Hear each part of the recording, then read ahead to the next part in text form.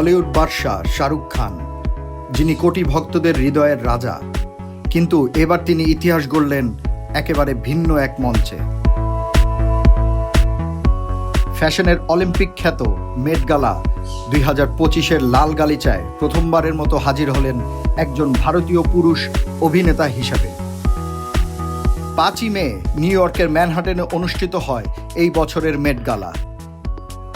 এই গ্ল্যামারাস ইভেন্টের থিম ছিল superfine tailoring black style. Designer Sabyasachi মুখার্জির ডিজাইন করা মোঘল অনুপ্রাণিত কোট জ্যাকেট তৈরি মুর্শিদাবাদী সিল্ক দিয়ে, তার সঙ্গে কালো ট্রাউজার, খোলা ক্র্যাপ দে চেইন শার্ট, গলায় হীরায় মোড়া কে পেন্ডেন্ট, হাতে বাঘের মাথা বসানো ছড়ি। এই তো বলিউডের রাজা শাহরুখ খান। ছবি তোলার সময় মজা করে শাহরুখ খান বলেন, এটা একটু র্যাপারদের মতো।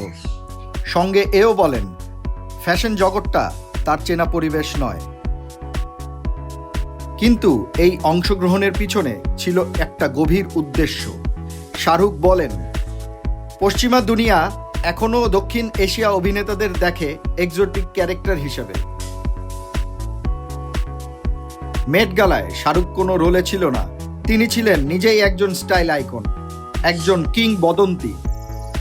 হয়তো তিনি আর কখনো আসবেন না এই আসরে, কিন্তু একবার এসেই তিনি যা করে গেলেন তা ইতিহাস হয়ে থাকবে।